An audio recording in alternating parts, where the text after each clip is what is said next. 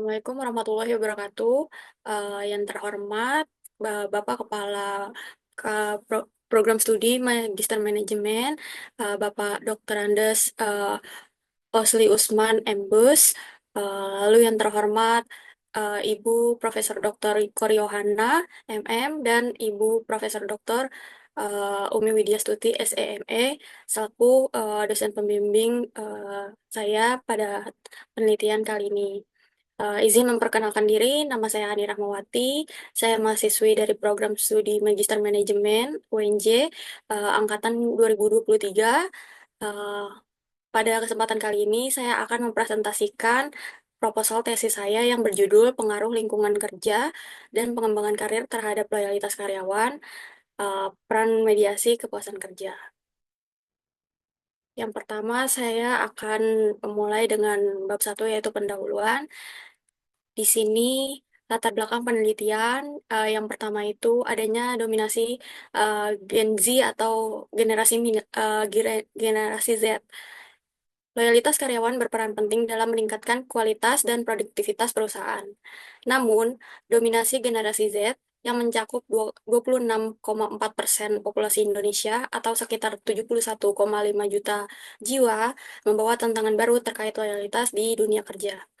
Selanjutnya, di sini ada survei mengenai penyebab turnover yang saya ambil dari survei Jakpad Februari 2024.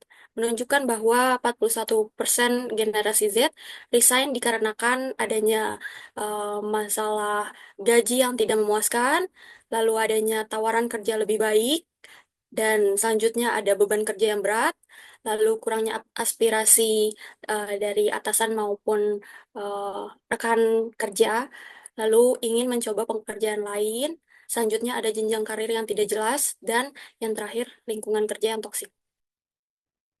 Selanjutnya di sini ada beberapa uraian terkait permasalahan adanya turnover intention atau penyebab dari tidak adanya loyalitas di generasi Z. Yang pertama itu faktor lingkungan kerja yang toksik. Lingkungan kerja yang toksik ditandai oleh kurangnya apresiasi dari atasan, beban kerja berlebihan, konflik antar rekan, lalu budaya menyalahkan, senior yang sering menggunjing, tekanan di luar jam kerja, serta hambatan dalam mengambil cuti akibat adanya tuntutan kerja. Selanjutnya, dari segi pengembangan karir yang masih adanya keterbatasan, di sini untuk program pengembangan karir dan peluang promosi jabatan di PT Kimia Farma Plan Jakarta belum cukup berjalan optimal.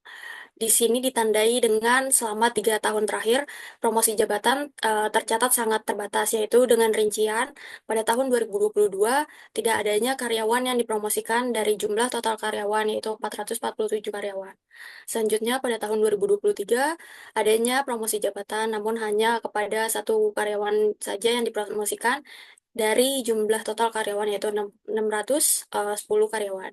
Dan pada tahun 2024, 3 karyawan dipromosikan dari jumlah keseluruhan yaitu 580 karyawan. Di sini eh, tercatat masih terbatasnya peluang jenjang karir yang diberikan oleh PT Kimia Farma Pan Jakarta kepada para karyawannya.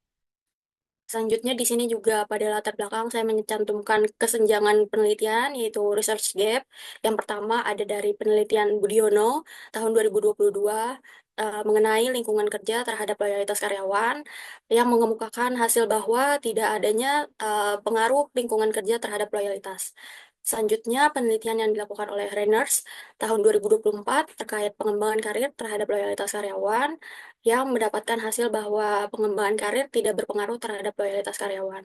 Dan penelitian yang dilakukan oleh Fatur Rahman terkait kepuasan kerja terhadap loyalitas karyawan di sini mendapatkan hasil tidak terdapat pengaruh positif dan signifikan kepuasan kerja terhadap loyalitas karyawan.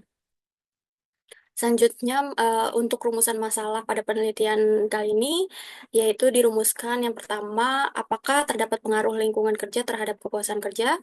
Selanjutnya, apakah terdapat pengaruh pengembangan karir terhadap kepuasan kerja? Lalu, apakah terdapat pengaruh lingkungan kerja terhadap loyalitas karyawan? Selanjutnya, apakah terdapat pengaruh pengembangan karir terhadap loyalitas karyawan? Yang kelima, ada apakah terdapat pengaruh kepuasan kerja terhadap loyalitas karyawan? Yang keenam, apakah terdapat pengaruh lingkungan kerja terhadap loyalitas karyawan melalui kepuasan kerja? Dan yang terakhir, apakah terdapat pengaruh pengembangan karir terhadap loyalitas karyawan melalui kepuasan kerja? Untuk tujuan penelitiannya sendiri, yang pertama untuk menganalisis pengaruh lingkungan kerja terhadap kepuasan kerja. Yang kedua, untuk menganalisis pengaruh pengembangan karir terhadap kepuasan kerja. Yang ketiga, untuk menganalisis pengaruh lingkungan kerja terhadap loyalitas karyawan. Yang keempat, untuk menganalisis pengaruh pengembangan karir terhadap loyalitas karyawan. Yang kelima, untuk menganalisis pengaruh kepuasan kerja terhadap loyalitas karyawan. Yang keenam, untuk menganalisis pengaruh lingkungan kerja terhadap loyalitas karyawan melalui kepuasan kerja. Yang ketujuh atau yang terakhir, untuk menganalisis pengaruh pengembangan karir terhadap loyalitas karyawan melalui kepuasan kerja. Lalu untuk manfaatnya sendiri, manfaat penelitian terbagi menjadi tiga. Yang pertama, manfaat teoritis.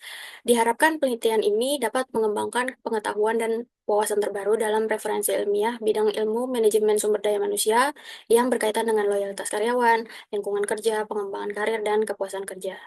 Lalu selanjutnya ada manfaat praktis, diharapkan penelitian ini mampu memberikan informasi mengenai pengaruh lingkungan kerja, pengembangan karir, dan kepuasan kerja terhadap loyalitas karyawan, sehingga dapat dijadikan sebagai bahan pertimbangan bagi perusahaan dalam melakukan pengembangan sumber daya manusia dan pengambilan keputusan manajemen. Dan yang terakhir untuk manfaat akademis, diharapkan penelitian ini dapat memberikan wawasan baru yang dapat memperkaya pengetahuan di bidang manajemen sumber daya manusia, serta menjadi referensi yang bermanfaat dan relevan untuk penelitian selanjutnya. Lalu selanjutnya masuk ke bab 2 yaitu tinjauan pustaka. Di sini saya telah mencantumkan grand teori pada penelitian kali ini, yaitu diambil dari sumber Colquitt tahun 2009. Berikut bagian dari grand teori tersebut. Lalu juga selanjutnya ada penelitian terdahulu. Di sini ada beberapa list yang sudah saya masukkan untuk penelitian yang relevan dengan penelitian kali ini. Tercatat ada 19 penelitian terdahulu. Selanjutnya ada kerangka penelitian. Di sini variabel uh, independen atau variabel X1 yaitu lingkungan kerja, lalu ada X2 yaitu pengembangan karir, Y atau variabel mediasi yaitu kepuasan kerja, dan variabel dependen yaitu loyalitas karyawan atau variabel Z. Lalu diuraikan hipotesis penelitian sebagai berikut. Hipotesis pertama yaitu lingkungan kerja berpengaruh positif terhadap kepuasan kerja. Hipotesis kedua, pengembangan karir berpengaruh positif terhadap kepuasan kerja. Lalu hipotesis ketiga, lingkungan kerja berpengaruh positif terhadap loyalitas karyawan. Hipotesis keempat, pengembangan karir berpengaruh positif terhadap loyalitas karyawan. Hipotesis kelima, kepuasan kerja berpengaruh positif terhadap loyalitas karyawan. Hipotesis keenam, lingkungan kerja berpengaruh positif terhadap loyalitas karyawan melalui kepuasan kerja. Dan hipotesis ketujuh, pengembangan karir berpengaruh positif terhadap loyalitas karyawan melalui kepuasan kerja. Selanjutnya masuk ke bab 3 yaitu metodologi penelitian. Di sini yang pertama, waktu dan tempat penelitian.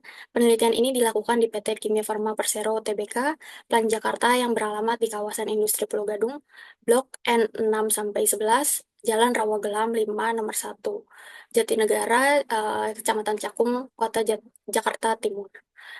Waktu pelaksanaannya ini secara keseluruhan terhitung 5 bulan, yaitu dimulai dari bulan Januari sampai dengan Mei. Berikut rinciannya pada tabel di bawah. Selanjutnya untuk populasi dan sampel, di sini populasi yang digunakan pada penelitian ini yaitu seluruh karyawan PT Kimia Farma Plan Jakarta yang berjumlah 580 karyawan.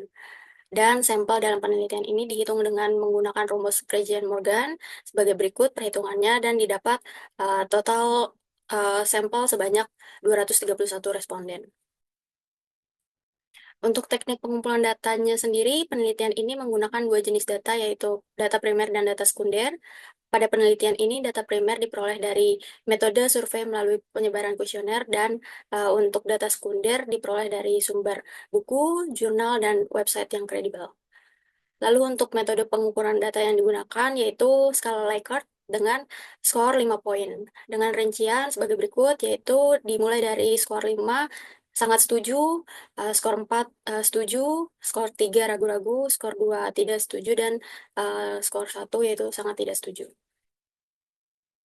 Lalu selanjutnya untuk teknik analisis data, di sini peneliti menggunakan metode SEM dan uji kelayakan dengan bantuan perangkat lunak AMOS. Yang pertama untuk uji validitas, yaitu dalam penelitian ini menggunakan analisis faktor yang eh, digunakan yaitu exploratory factor analysis, yaitu EVA. Selanjutnya untuk uji reliabilitas, di sini menggunakan Cronbach Alpha. Lalu selanjutnya untuk uji structural equation modeling, yaitu SEM, di sini digunakan untuk mendapatkan hasil dari uji hipotesis. Dalam penelitian ini, di sini pengujian SEM menggunakan software AMOS. Selanjutnya untuk uji kelayakan, di sini uji kesesuaian dan uji statistik yang mencakup evaluasi terhadap kriteria goodness of fit atau indeks kecocokan model. Dan yang terakhir adanya uji hipotesis. Oke, sekian presentasi dari saya. Kurang lebihnya mohon maaf. Wassalamualaikum warahmatullahi wabarakatuh.